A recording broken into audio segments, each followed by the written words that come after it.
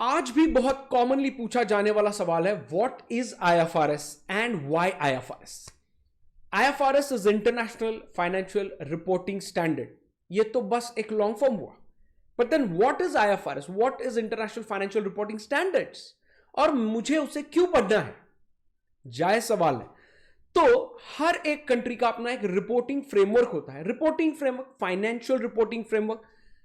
हर एक कंपनी अपनी जो कंपनीज होती है, लिस्टेड कंपनीज उस कंट्री की, उसके फाइनेंशियल स्टेटमेंट्स जब बनते हैं तो उस फाइनेंशियल स्टेटमेंट्स में क्या क्या आना चाहिए? Statement of profit and loss account, balance sheet, cash flow statements, disclosure notes, etcetera etcetera.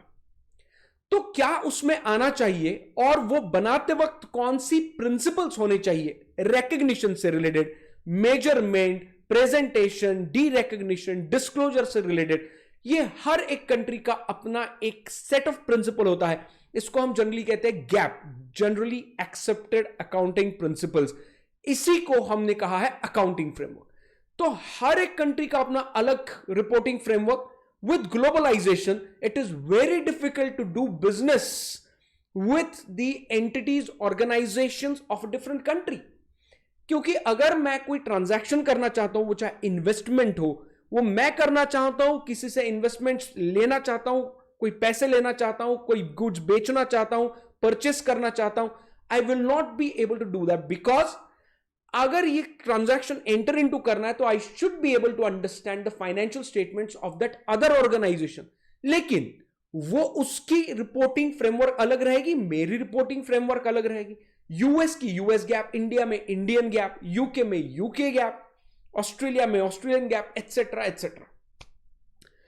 ऐसे सिचुएशंस में बिजनेस करना बहुत मुश्किल होता है और इसीलिए एक कॉमन हार्मोनियस अकाउंटिंग लैंग्वेज चाहिए जिसकी फाइनेंशियल रिपोर्टिंग की फ्रेमवर्क एक common high quality financial reporting की फ्रेमवर्क चाहिए. तो इसीलिए आईएसबी, एक इंटरनेशनल अकाउंटिंग स्टैंडर्ड्स बोर्ड ने एक ऐसे सोचा 1973 में, क्यों ना एक हार्मोनियस अकाउंटिंग लैंग्वेज बनाया जाए. तो उन्होंने पहले ये क्या किए, ये सब अकाउंटिंग स्टैंडर्ड्स लाने के बारे में सोचा. तो IFRS is a set of high quality accounting standards which are comparable across the globe. तो सारी दुनिया में एक ही रिपोर्टिंग फ्रेमवर्क चलेगा, तो यहां पे बिजनेस करने में कोई दिक्कत नहीं आएगी. मेरे बिजनेस के फाइनेंशियल स्टेटमेंट्स बनेंगे तो आईएफआरएस का एक रिपोर्टिंग फ्रेमवर्क रहेगा, सामने वाली एंटिटी का भी आईएफआरएस या आईएफआरएस जैसे रिपोर्टिंग फ्रेमवर्क रहेगा. इंटरप्रिटेशन के लिए आसान हो जाएगा. या अगर ऑलरेडी ट्रांजैक्शन है तो पेरेंट सब्सिडी रिलेशनशिप है, जॉइंट वेंचर है, एसोसिएट है, तो ऑटोमेटिकली उसके फाइनेंशियल स्टेटमेंट्स में जैसे के वैसे इंटरप्रिटेशन के लिए ले सकता हूं. कोई चेंज करने की जरूरत नहीं. सेविंग्स ऑफ कॉस्ट, बहुत सारी चीजें, बहुत सारे बेनिफिट्स इससे होते हैं. सो आईएफआरएस जो है, इट इज अ हार्मोनियस और it's a common reporting standard, high quality accounting standards है जो वर्ल्ड अक्रॉस कॉमन है. कैसे बने ये, किसने बनाई ये? तो सबसे पहली बात तो एक आईएएससी, इंटरनेशनल अकाउंटिंग स्टैंडर्ड्स कमिटी 1973 में बनी. ये तब वर्ल्ड वॉर 2 के बाद ये प्रॉब्लम शुरू हुआ था, जब ग्लोबलाइजेशन शुरू हुआ था. तो उन्होंने 1973 से लेके सन 2000 तक कुछ अकाउंटिंग स्टैंडर्ड बनाए, जिसमें IAS 1 to IAS 41, international accounting standard 1 to 41 बनाए. अभी कुछ स्टैंडर्ड डिलीट है बीच में, तो 24 स्टैंडर्ड्स है और उसके इंटरप्रिटेशंस भी इशू किए, तो जिनको कहा गया SIC. उसके बाद IASB ने टेक ओवर किया, इंटरनेशनल अकाउंटिंग स्टैंडर्ड्स बोर्ड.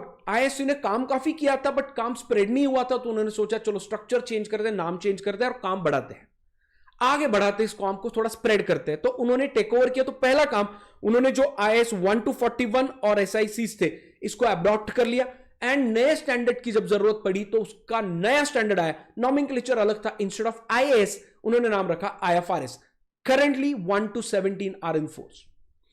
उन्होंने इंटरप्रिटेशंस भी इशू किए, जिसका नाम उन्होंने रखा इफ्रिक्स या IFRS IC, IFRS interpretation committee. So जो इंटरप्रिटेशंस थे वो भी आए. आज की तारीख में ये चारों का guidance, IAS 1 to 41 that is 24 standards, plus SICs, plus 1 to 17 that is 24 plus 17 41 standards, plus SICs and IFRICs, The guidance of this four is together called as IFRS. Stay with me for next video on such FAQs. Thank you.